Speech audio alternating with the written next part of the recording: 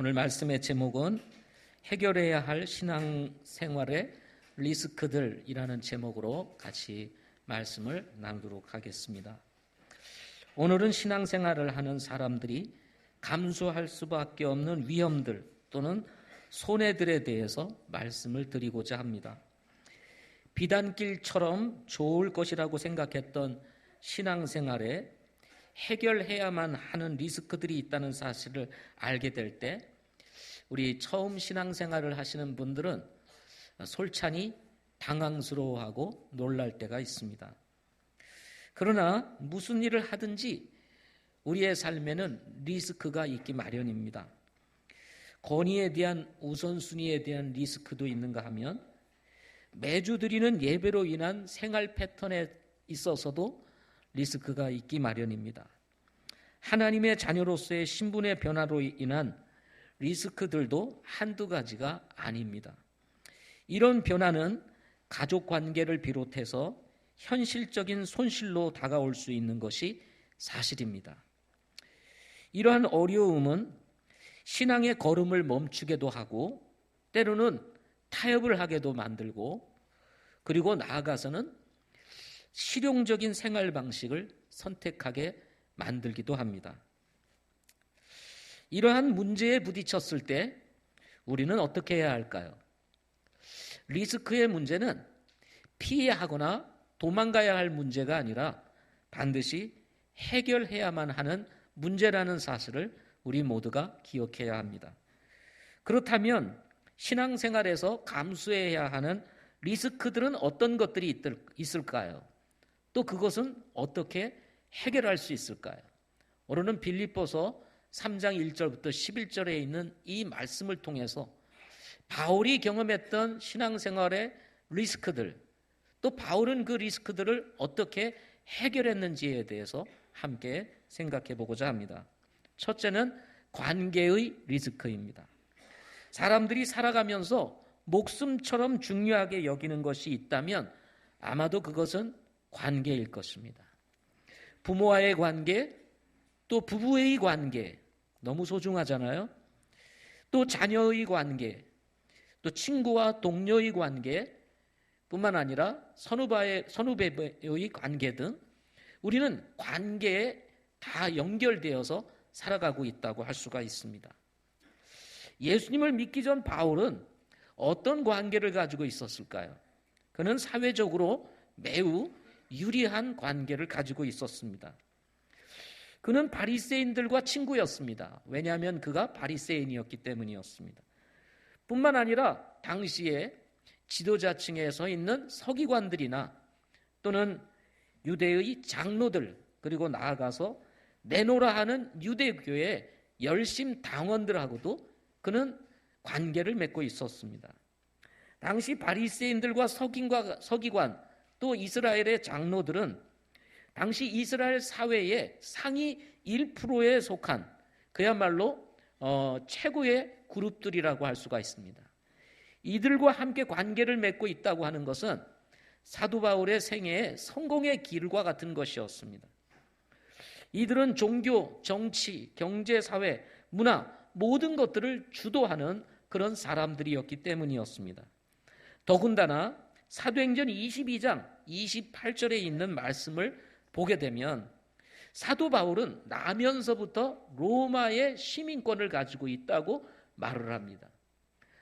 사도 바울이 나면서부터 로마의 시민권을 가지고 있었다고 하는 것은 당시 바울의 부모가 상당한 재력가뿐만 아니라 정치적으로도 굉장히 힘을 쓰는 사람이었음을 우리가 짐작할 수가 있습니다. 당시에 로마의 시민권을 이 히브리인이나 또는 로마 시민이 아닌 사람들이 얻으려면 상당한 돈을 지불하고 이 시민권을 사야만 했습니다. 그런데 바울은 나면서부터 시민권을 가지고 있었으니 그의 부모가 얼마나 큰 재력을 가지고 있었는지를 우리가 짐작할 수가 있는 것입니다. 뿐만 아니라 이 바울의 부모님은 이 바울을 상류 사회에, 주류 사회에 진입시키기 위해서 상당한 교육의 열정과 그리고 애착을 가지고 이 바울을 양육했을 것이라는 사실을 우리가 짐작할 수가 있는 것입니다. 그러나 이런 다양한 관계를 가지고 있었던 이 사도 바울이 예수님을 믿고 난 이후에 어떤 변화가 찾아왔을까요? 우리는 2절에서 그 모습을 찾아볼 수가 있습니다. 2절 말씀을 한번 같이 읽어보도록 하겠습니다.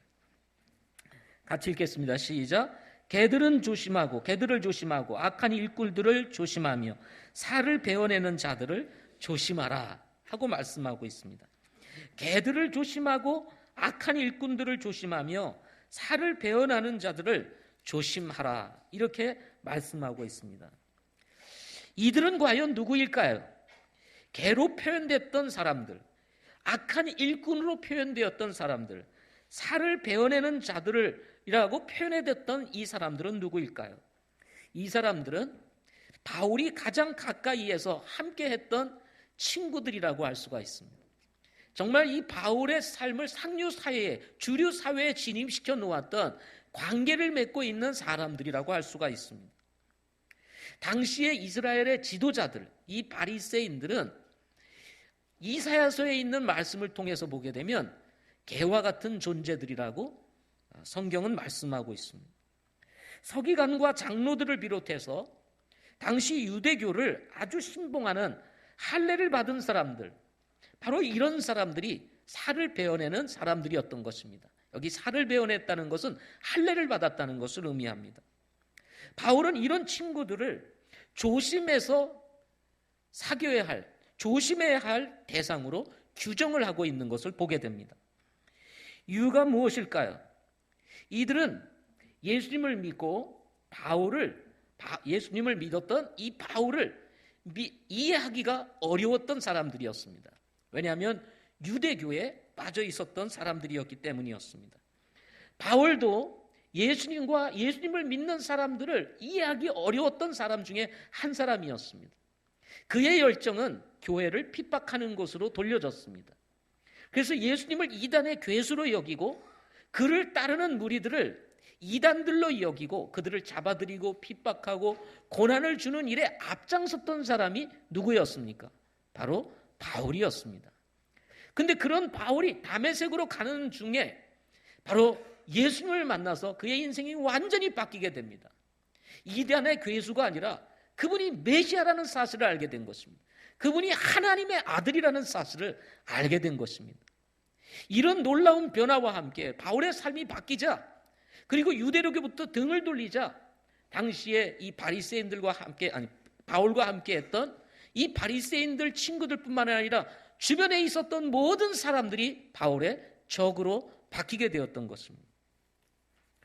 아마 그때 당시에 바울의 친구들은 이 바울을 배신자로 여겼을 것입니다. 배도자로 여겼을 것입니다. 유대교를 배신하고 나간 사람들, 자기가 핍박했던 그 예수를 따라가는 뭔가 미친 사람, 이 정도로 바울을 생각했을 것입니다. 이런 변화는 사도 바울에게 하나의 리스크로 다가왔습니다. 자신의 성공을 위해서 함께했던 사람들, 자신이 주류 사회에서 관계를 맺었던 그 많은 사람들이 예수님을 믿는 순간 완전히 적으로 돌변했기 때문이었습니다. 그러나 바울은 오늘 말씀을 통해서 자신이 친구로 여겼던 바로 이런 친구들을 향해서 개들이다, 악한 일꾼들이다, 또는 살을 베어나는 자들이라고 말을 하며 조심하라고 말씀하고 있는 것입니다. 그렇다면 왜 바울은 자신들이 친구로 여겼던 이런 사람들을 향해서 이렇게 조심하라고 말을 하면서 경계를 하고 있을까요? 그것은 다른 것이 아니었습니다. 예수님을 믿고 난 이후에 바울은 더 좋은 친구들을 만났기 때문이었습니다. 그 중에 한 분이 누구였습니까? 바로 예수 그리스도였습니다. 자신의 삶에 유익할 것이라고 생각했던 많은 관계들이 예수님을 믿고 보니까 오히려 반대로 보이기 시작을 했습니다. 예수님을 믿어야 할 이스라엘 사람들, 유대인들이 오히려 이들 때문에 예수 믿는 것이 장애가 되고 있었습니다. 오히려 방해가 되고 있었습니다. 그들은 오히려 하나님을 믿는 길에 사실은 원수와 같은 그런 역할들을 하고 있었던 것입니다. 단지 백성들은 그것을 알지 못했어요. 사도 바울도 속고 있었습니다. 그런데 다메섹 도상에서 예수님을 믿고 나서 보니까 자기가 원수로 여겼고 적으로 여겼던 예수님, 그분이 메시아였습니다. 그분이 하나님의 아들이었습니다. 그분이 바로 우리를 위해서 이 세상에 오신 사랑의 하나님이셨다는 사실을 그가 깨닫게 된 것입니다. 그래서 그는 예수님을 만난 이후에 자신에게 찾아온 이런 관계의 리스크들을 과감히 정리를 했습니다. 왜냐하면 예수 그리스도가 자신에게 있어서 더 소중한 분이라는 사실을 깨달았기 때문이었습니다. 그런가 하면 이 바울에게 있어서 예수님은 아주 특별한 분이었습니다. 바울은 예수님을 믿기 전에 자신하고 틀린 사람하고는 싸우는 사람이었습니다. 자신하고 맞지 않는 사람들은 어떻게든지 해하려고 했습니다. 자신의 반대가 되는 사람들은 자신의 권력과 힘을 이용해서 그들을 처리하려고 했던 사람이 바울이었습니다. 이것이 당시의 사람들의 모습이었습니다. 그러나 예수님을 믿고 난 이후에 바울의 삶에 변화가 찾아왔습니다. 왜냐하면 자신들이 생각하고 자신들이 가지고 있었던 가치와 다르게 예수님은 다르게 말씀하고 있었기 때문이었습니다. 마태복음 5장 43절부터 44절에 있는 말씀을 보게 되면 그들이 말한 바 너는 내 이웃을 사랑하고 내 원수를 미워하라 한 것을 너희가 들었으나 나는 너희에게 이르노니 너희 원수들을 사랑하며 너희를 저주하는 자들을 축복하고 너희를 미워하는 자들에게 선을 행하며 악의를 품고 너희를 다루며 너희를 핍박하는 자들을 위해 기도하라 하고 말씀하시는 것이었습니다. 바울은 율법적인 사람이었습니다. 눈은 눈으로, 이는 이로, 손은 손으로 갚는 그런 사고를 가지고 있었던 사람이었습니다. 그런데 예수님을 믿고 나서 보니까 정반대였습니다. 율법에서는 원수를 미워하라 이렇게 얘기를 했는지 모르지만 예수님은 반대로 얘기를 했습니다. 원수를 사랑하고 너희를 저주하는 자들을 축복하고 너희를 미워하는 자들에게 선을 행하며 악의를 품고 너희를 다루며 너희를 핍박하는 자들을 위해 오히려 기도하라 하는 말씀이 그에게 떨어졌던 것입니다. 삶의 가치관이 바뀌게 되었습니다. 관계에 대해서 생각하는 것이 완전히 바뀌게 되었습니다. 이런 바울이 나중에 성령의 감동을 받아서 로마서를 기록하면서 이렇게 기록합니다. 아무에게도 악을 악으로 갚지 말고 모든 사람의 눈앞에서 정직한 일들을 예비하라. 가능하다면 너희가 할 수 있는 대로 모든 사람들과 화평하게 지내라. 극진히 사랑하는 자들아 너희 스스로 원수를 갚지 말고 도리어 진노하심에 맡기라. 기록된 바 원수 갚는 일은 내 것이니 내가 갚으리라. 주가 말하노라 하였느니라. 그러므로 내 원수가 줄이거든 그를 먹이고 그가 목마르거든 그에게 마실 것을 주라. 그리하면 내가 그의 머리 위에 불타는 숯을 쌓으리라. 악에게 지지 말고 도리어 선으로 악을 이기라 하는 말씀이었습니다. 우리가 살다가 보면 사랑하는 것이 미워하는 것보다 힘들다는 사실을 알게 될 것입니다. 우리 마음속에 나쁜 감정이 일어나면 그 감정을 쫓아가는 것이 일반적인 우리의 삶의 모습입니다. 미워하게 되면 미워하고 싫으면 싫은 표정을 내고 나쁘면 나쁜 표정을 내는 것이 우리의 삶이었습니다. 바울의 삶이었습니다. 바울과 함께하는 사람들이었습니다. 그것이 그런 사람들의 삶의 패턴이었어요. 관계의 패턴이었습니다. 그런데 예수님을 믿고 나니까 우리 주님께서 이렇게 말씀하십니다. 그래도 사랑하라는 거예요. 미워하는데 미움이 막 일어나는데 사랑하는 거 쉬울까요? 안 쉬울까요? 어렵습니다. 그래서 사랑하는 것이 미워하는 것보다 훨씬 어렵습니다. 저도 종종 이런 문제를 가지고 성도들과 상담을 할 때가 있습니다. 그럴 때 그럼에도 불구하고 사랑하세요. 그러면 뭐라고 그러는지 아세요? 이게 안 생기는데 어떻게 사랑하냐고, 이 마음이 안 가는데 어떻게 사랑하냐고 자꾸 이렇게 말을 해가지고 관계가 회복이 되지 않는 경우들을 종종 보게 됩니다. 바울은 예수님을 만난 이후에 새로운 관계의 문이 열리게 되었습니다.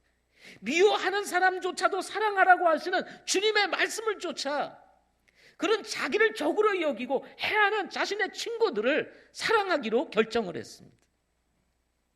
자신의 목숨을 노리고 자신을 해하려고 쫓아오는 수많은 유대인들이 그의 주변에 있었습니다. 예수님을 믿고 난 이후에 친구들은 자신의 적으로 변했어요. 자신은 사랑하려고 하는데 그들은 자신을 원수로 여기고 죽이려고 쫓아다닙니다. 그럼에도 불구하고 때로는 피하기도 하고 때로는 도전하기도 하고 때로는 사랑하기도 하면서 그들을 그리스도께로 인도하는 데 초점을 맞추고 있는 것을 보게 됩니다. 여러분, 우리도 예수님을 믿고 난 이후에 우리의 삶에 관계의 리스크가 찾아올 때가 있습니다. 예수님을 믿고 보니까 그동안 사귀던 친구들하고 보니까 이게 맞지를 않는 거예요. 가치관도 틀리고 생활 패턴도 틀리고 다 틀립니다. 그러다 보니 자연스럽게 멀어지는 경우들이 생기죠. 또 갑자기 변화되니까 주말만 되면 같이 놀던 사람이 나 교회 가야 돼 이러니까 어떻게 됩니까? 야, 너 이상해졌냐? 막 그러면서 슬슬 핍박하기 시작합니다. 하나님이 어디 있어? 그러면서 너는 교회밖에 모르냐?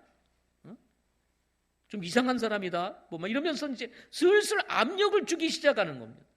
그러나 여러분, 믿음이 있다가 보면 어떻게 됩니까? 우리가 가야 할 길이 정해져 있지 않습니까?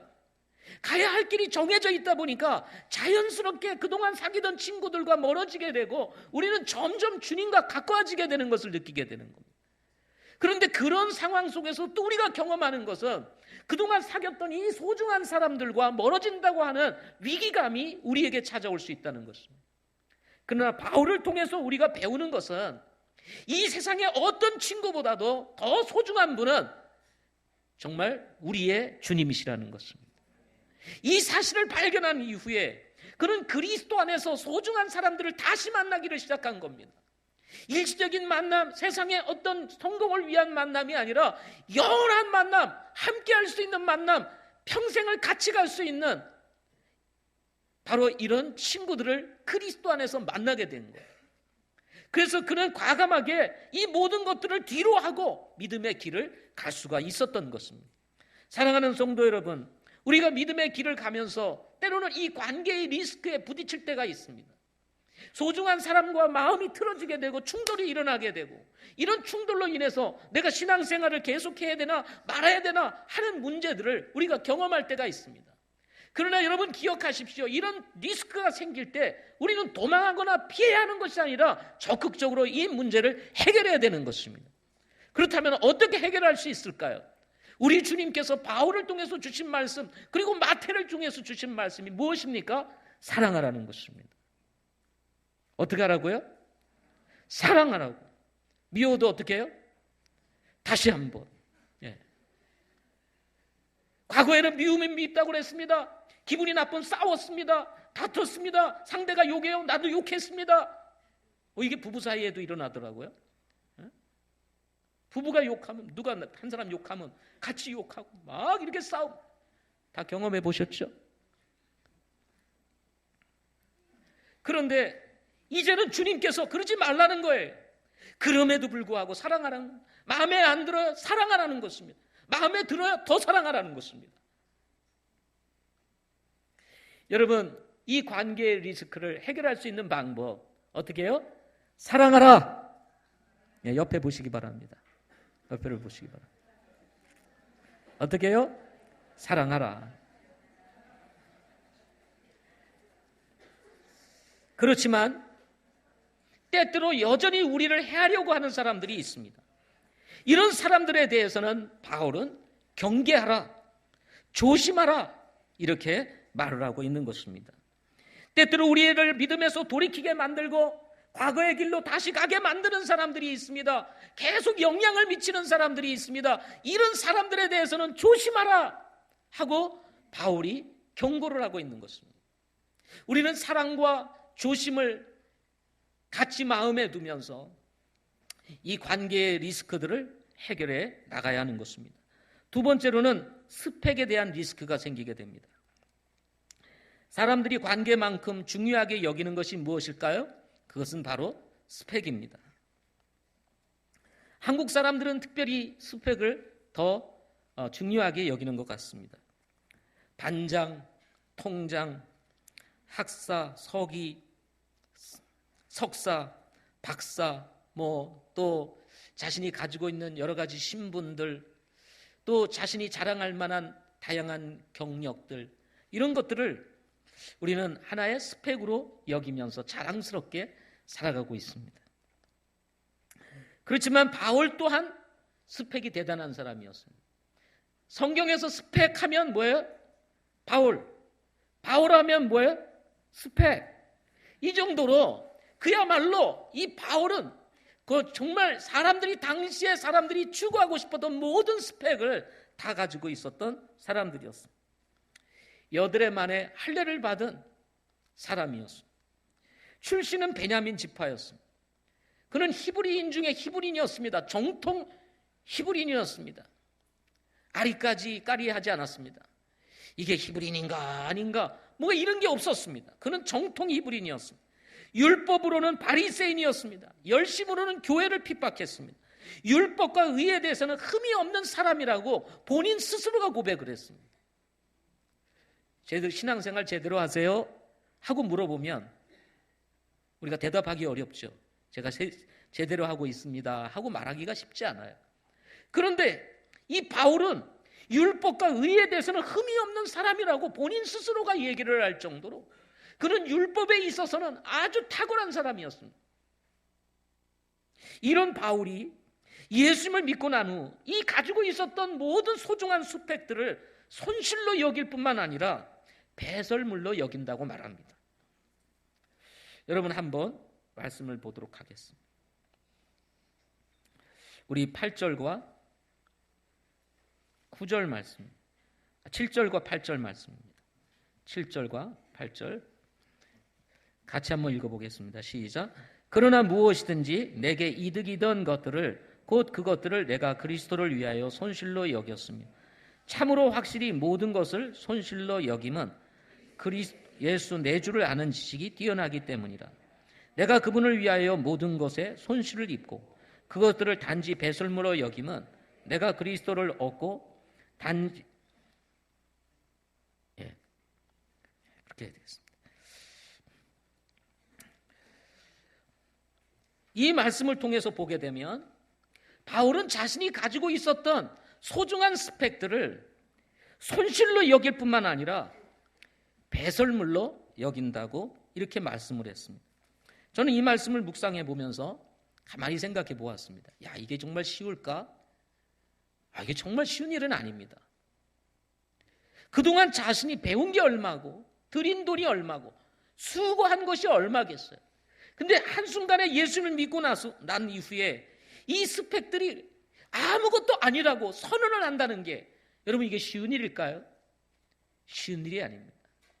이 세상 살아가는 데 있어서 자랑 삼을 수 있는 것, 정말 자긍심을 느낄 수 있는 것, 자랑할 수 있는 것이 스펙들인데 이것들을 다 배설물로 여긴다고 말하고 있는 이 사도 바울을 여러분 우리는 그냥 단순하게 글을 읽으면서 말씀을 읽으면서 지나가지만 쉬운 일은 아니었을 것이라는 것입니다.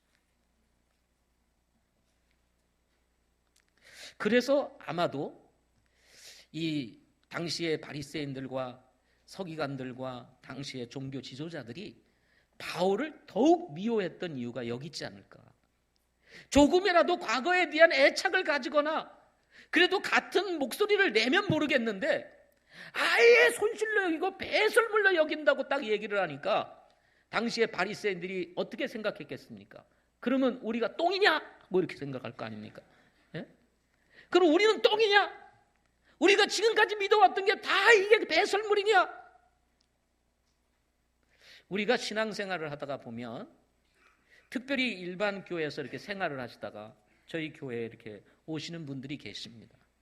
저희 교회에서 소중하게 여기는 것 한 가지가 있는데요. 그것은 구원 문제입니다. 다른 건 몰라도 구원 문제만은 정확히 해야 한다는 것입니다. 여러분 동의하세요? 이것만은 정확해야 되지 않습니까? 근데 실제적으로 구원 문제를 다루는 기성교회들도 있지만 구원 문제를 다루지 않는 교회들이 대부분입니다. 그리고는 집사다, 권사다, 장로다 이런 타이틀을 얻게 되는 거예요. 어느 날 저희 교회를 와서 말씀을 듣다가 보면 자꾸 구원받으라고 그러거든요. 문제는 뭐냐면 구원을 받은 경험이 없는 거예요. 문제는. 그러니까 고백하고 싶지 않은 것입니다. 이걸 인정하고 싶지를 않은 거예요. 지금까지 내가 신앙생활 헛건치냐 그러면 이런 생각이 그 마음을 지배하는 거예요.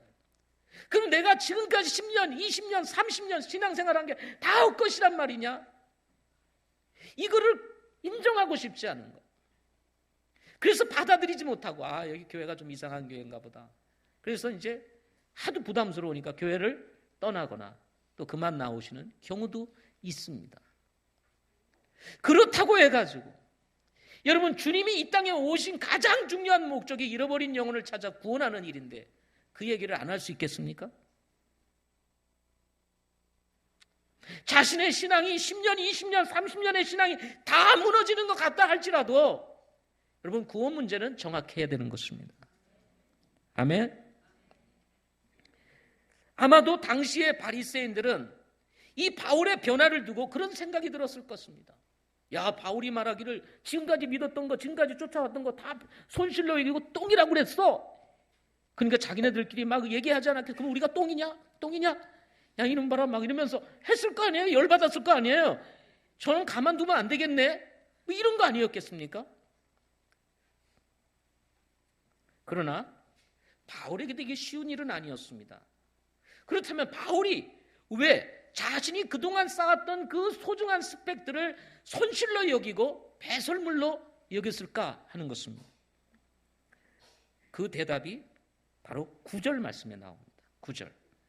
9절 말씀을 같이 한번 읽어보겠습니다. 같이 읽겠습니다. 시작.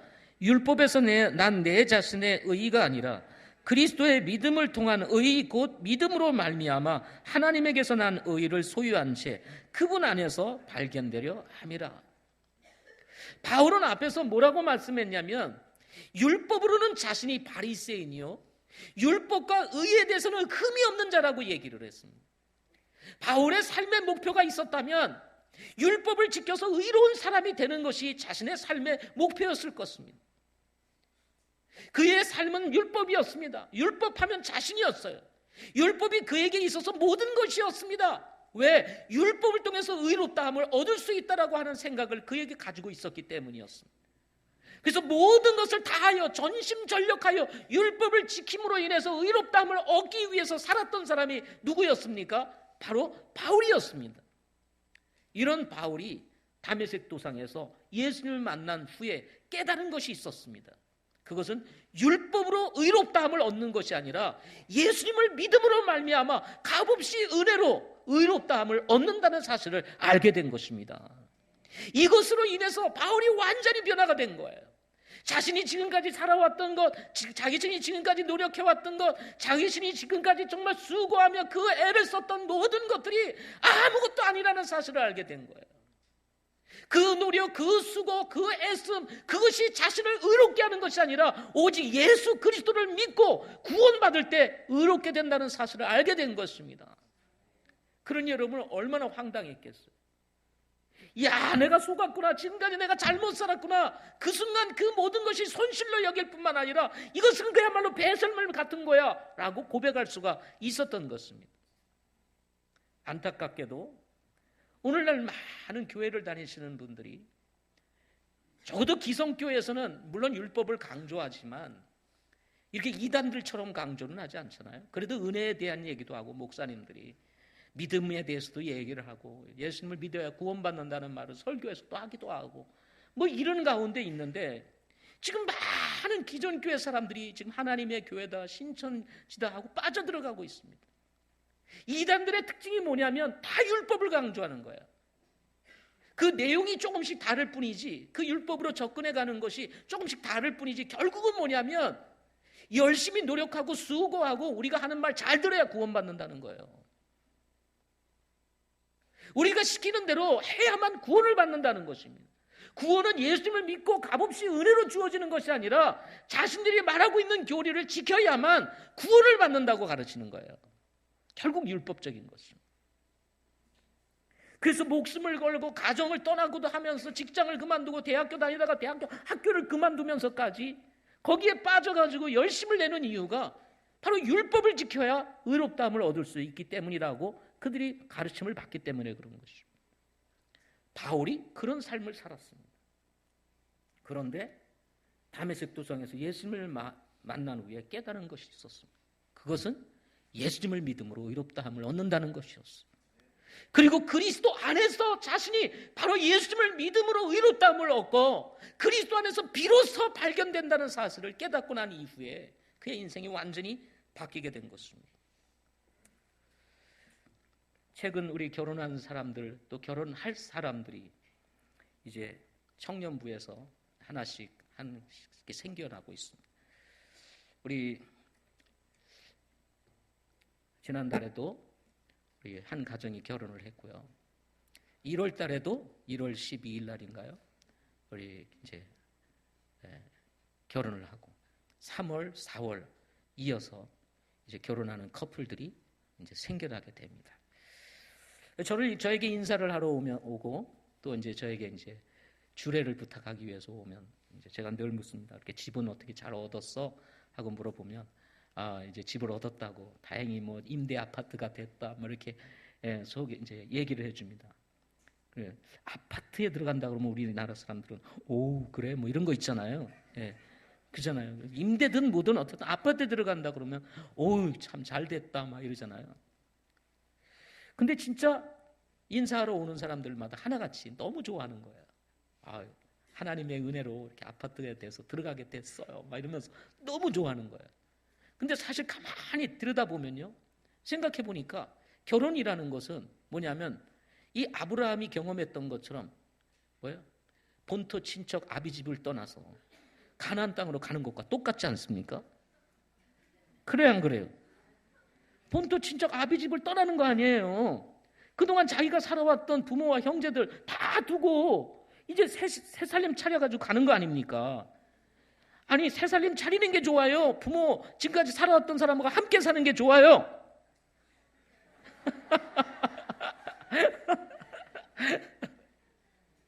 대답하기 참 곤란하죠? 근데 하나같이 섭섭해하거나 아쉬워하는 사람이 없어요. 너무 좋아하는 거예요. 물론 부모가 소중한 거 사실입니다. 그동안 살아왔던 거 소중한 거 사실이에요. 그렇지만 그보다 더 좋은 것 그게 뭐예요? 사랑하는 사람하고 함께 사는 거 아니겠습니까? 그래야 안 그래요? 그렇기 때문에 그것이 더 좋은 줄 알기 때문에 비록 집을 떠나는 리스크가 있다 할지라도 그걸 선택하는 거 아닙니까? 그래야 안 그래요? 물론 결혼한 이후에 그 고난을 잘 모르죠 아직은. 얼마나 많은 어려움들이 이제 있는지 모르죠. 그렇지만 그럼에도 불구하고 그런 리스크가 있다는 걸 알면서도 가는 이유가 뭐냐면 그래도 부모하고 영원히 사는 것보다는 이 땅에서 계속 사는 것보다 형제들하고 계속 사는 것보다 결혼해서 사는 것이 훨씬 좋다는 거 아닙니까?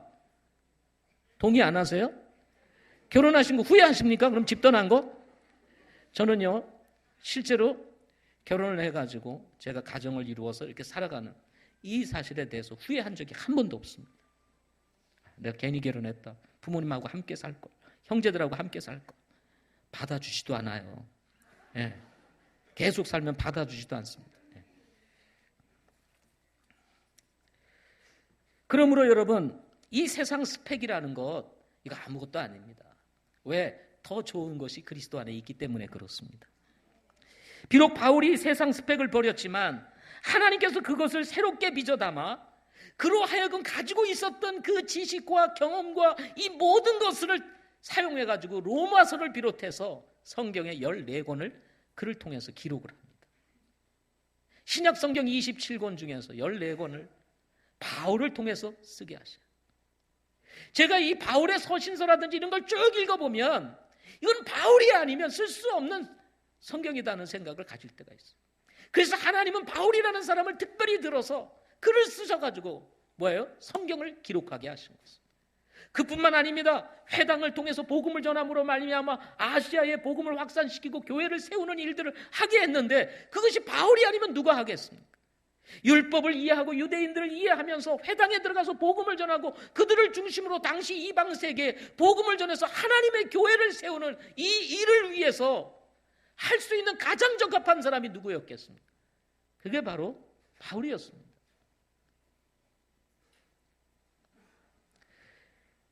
비록 바울은 손실로 여기고 배설물로 여겼지만 하나님은 오히려 그거를 사용해서 위대한 일로 하나님 쓰시는 것을 보게 되는 것입니다.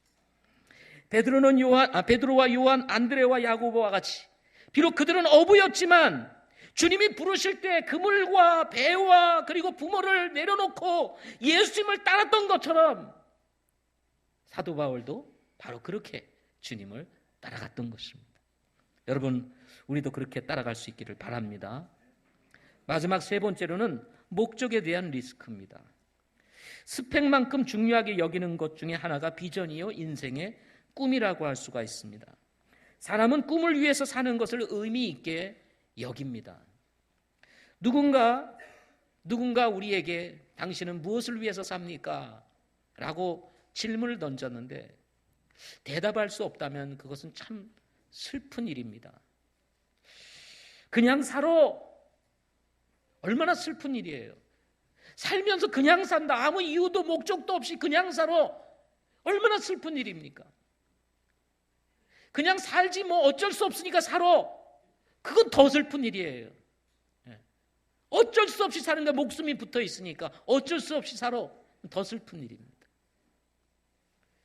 또 이런 대답은 더 슬픈 일입니다. 죽지 못해서 살아. 이건 더더욱 슬픈 일입니다. 그런데 누군가 당신은 무엇을 위해서 삽니까? 라고 질문을 하는데 나는 이것을 위해서 삽니다. 라고 말할 수 있다면 그 사람은 적어도 그 목적에 대한 성공의 가능성을 지니고 있는 사람이라고 말할 수가 있을 것입니다. 인생은 방향이며 또 그 방향은 목적을 향하고 있습니다. 따라서 어떤 목적을 가지고 사느냐에 따라서 우리의 삶이 결정이 되는 것입니다. 바울은 한때 십자가의 원수로 살았습니다. 겉으로는 거룩한 목적을 가지고 사는 것처럼 포장했지만 사실은 자신의 배를 위해서 살았습니다. 먹고 사는 문제를 해결하기 위해서 나름 열심히 살았습니다. 18절과 19절 말씀을 보겠습니다. 18절과 19절 같이 한번 읽어보겠습니다. 시작.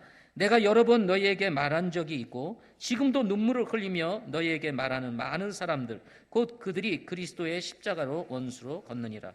그들의 마지막은 파멸이요 그들의 하나님은 그들의 배요 그들의 영광은 그들의 수치스러운 일에 있고 그들은 땅의 일들을 생각하느니라. 바울은 지금 남의 얘기를 하고 있는 것이 사실입니다. 그들 얘기를 하면서 그들이 어떤 사람인지에 대해서 설명을 합니다. 그들은 어떤 사람입니까? 그리스도의 십자가의 원수로 걷는 사람들이라고 말합니다. 그들의 마지막은 파멸이라고 말합니다. 그들의 하나님은 그들의 배라고 말을 합니다. 그들의 영광은 그들의 수치스러운 일에 있고 그들은 땅의 일을 생각하는 사람이라고 말하며 그들 얘기하는데 바로 그들 중에 한 사람이 누구였을까요? 바로 바울이었습니다. 예수 믿기 전에 바울이었습니다. 바울은 이 얘기를 하면서 눈물을 흘리며 권면하고 있어요. 지금도 눈물을 흘리며 너에게 말하는 많은 사람들도 이렇게 얘기하고 있어요. 왜요? 바울이 이미 경험했거든요. 바울이 자신이 그렇게 살았거든요. 그리스도의 십자가의 원수로 살았고 뿐만 아니라 자신의 마지막은 파멸인지도 모르고 갔고 뿐만 아니라 자신의 하나님은 바로 자신의 배였어요.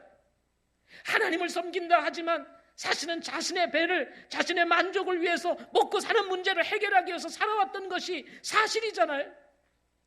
이런 자신을 보고 자신의 영광은 수치스러운 일일 뿐만 아니라 가만히 자신을 들여다보니까 마치 하나님을 섬기는 것 같지만 땅의 일을 추구하고 있었던 사람이 누구냐면 바울이었다는 사실을 알게 된 거예요. 이런 사실을 잘 알고 있었던 바울이 예수님을 믿고 난 다음에 진짜 하나님이 어떤 분이시고 진짜 하늘의 일은 무엇이고 정말 영광스러운 일이 무엇이고 진짜 영생이 무엇인지를 알게 된 이후에 바울이 눈물을 흘리며 이 사실을 빌립보 교회 성도들에게 이야기를 하고 있는 것입니다. 여러분, 우리가 예수 믿지 않는 사람들에게 우리가 복음을 전하면서 예수님에 대해서 말할 수 있는 이유가 여기 있는 거예요. 눈물을 흘리며 우리가 과거에 어떻게 살았는지, 내가 예수님을 알지 못했을 때 어떻게 살았는지 그것을 절절히 간증하면서 예수님을 믿어야 되는 이유를 설명할 수 있는 이유가 바로 우리가 그런 경험을 가지고 있기 때문인 것입니다.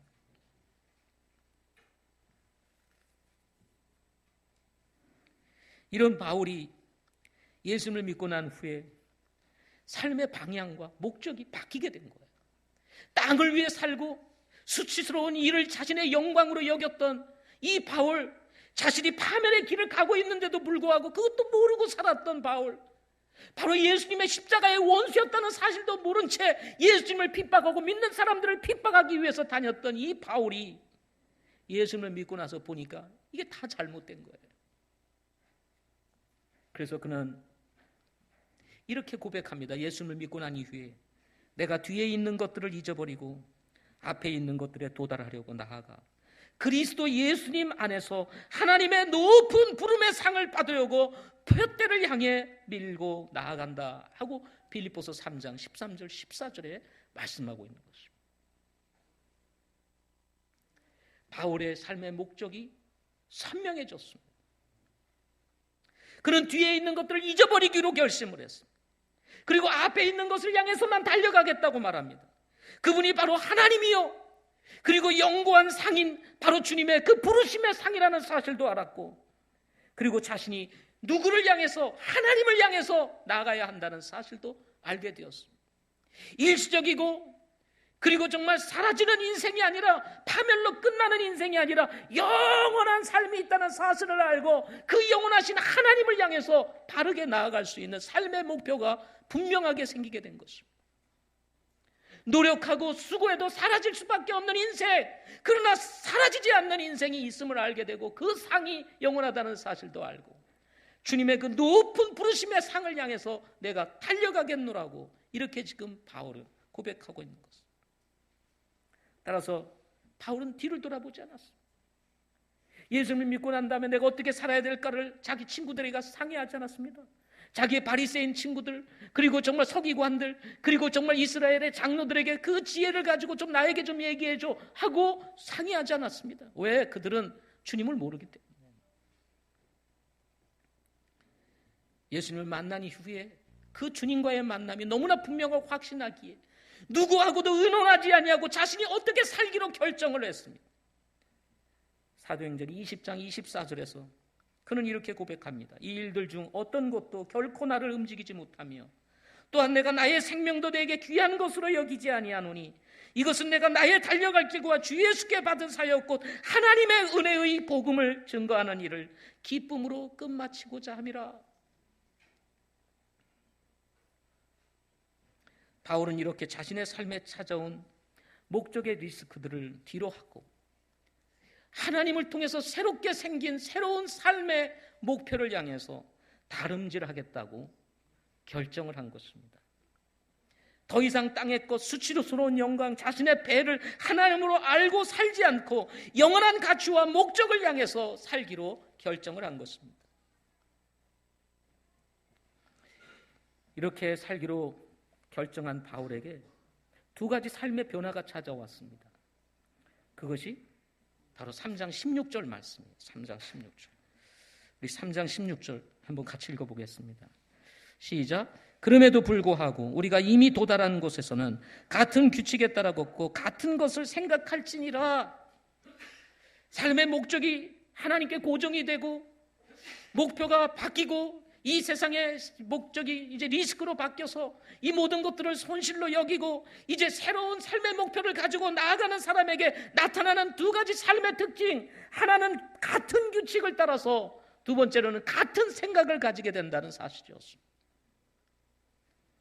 그래서 여러분, 정말 우리가 예수님을 믿고 성경에서 말하고 있는 이 말씀을 받아들여서 삶의 목표를 가지고 있는 사람에게는 딱 두 가지가 나타난 거예요. 같은 규칙, 같은 생각을 가지게 되는 거예요. 그래서 여러분, 믿음이 같은 사람들이 만나면 통하게 되는 것입니다. 여러분, 통하십니까? 이러한 삶의 방식은 소망으로 이어졌고 결코 흔들림이 없는 신앙생활로 나아가도록 인도하는 결과를 가져다 주었습니다. 우리 20절 말씀을 보겠습니다. 20절 같이 읽어보겠습니다. 시작. 우리의 생활 방식은 하늘에 있으며 거기로부터 또한 우리가 구원자 주 예수 그리스도를 기다리느니라 하고 말씀하십니다. 우리는 예수님을 믿다가 그저 끝나는 그런 사라지는 인생이 아니고 예수 그리스도께서 다시 오실 것이라고 하는 이 분명한 사실을 알고 있기에 우리는 소망 가운데 믿음의 길을 가고 있는 것입니다. 이 세상의 생활 방식과 너무나 다른 우리 예수 믿는 사람들의 생활 방식, 이것을 하늘의 생활 방식이라고 얘기를 합니다. 너무 수준 차이가 나서 사람들이 이해하지를 못해요. 사람들이 이해하지를 못하니까 우리를 적으로 여깁니다. 그럼에도 불구하고 우리는 그들을 사랑하려고 하지만 우리를 계속해서 이 세상은 밀어내려고 합니다. 그럼에도 불구하고 우리는 세상을 쫓아갈 수 없고 바로 하늘의 생활 방식을 추구해야 되는 하나님의 백성들이기에 다시 오실 주님을 바라보며 인내하고 참고 그리고 정말 서로 격려하며 이 믿음의 길을 가야 하는 것입니다.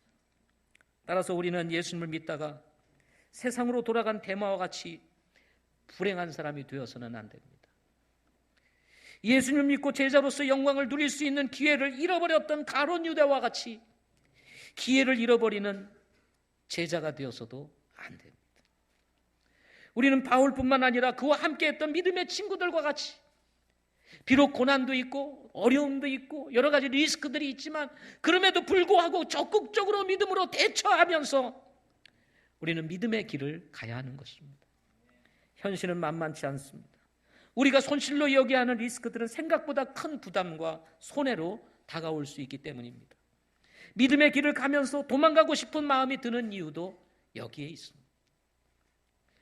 많은 희생을 요구하는 것 같은 느낌들, 내가 점점 믿음이 좋아지면 좋아질수록 더 많은 것을 내가 포기해야 된다는 이런 사실 때문에 사람들은 도망가고 싶어합니다. 믿음에서 떠나고 싶어합니다. 그러나 여러분, 손실 가져오는 것보다도 더 많은 좋은 것들이 우리에게 주어진다는 사실을 생각하지 못하기 때문에 일어나는 일입니다. 그러나 바울은 이 모든 리스크들을 용기 있게 손실로 여기고 주님을 믿고 앞으로 나갔습니다.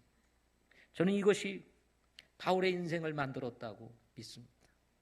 바울의 그 아름다운 인생, 우리도 누구나 모두가 대부분의 크리스찬이라면 바울을 닮고 싶어 하잖아요. 그런 닮고 싶은 인생, 그런 바울이 될 수 있었던 이유는 바로 바울이 이런 결정을 했기 때문이었던 것입니다. 여러분은 어떤 길을 가고 있나요? 무엇을 두고 고민하고 있나요? 예수님을 믿고 난 후 어떤 리스크가 여러분들의 발목을 붙잡고 있습니까? 저는 잠언 16장 20절 말씀을 여러분에게 남기고 말씀을 마치고자 합니다. 문제를 지혜롭게 다루는 자는 좋은 것을 얻으리니 누구든지 주를 신뢰하는 자는 행복하니라 하고 말씀하십니다. 문제를 지혜롭게 다루는 자들, 좋은 것을 얻으리니, 좋은 것을 얻으리니, 더 좋은 것을 위해서 우리에게 찾아올 수 있는 리스크들을 과감히 손실로 여기고 배설물로 여기고 좋은 것을 얻음으로 인해서 그뿐만 아니라 주를 신뢰하는 자에게 주어지는 이 행복을 우리 모두가 누릴 수 있기를 바랍니다. 기도하겠습니다.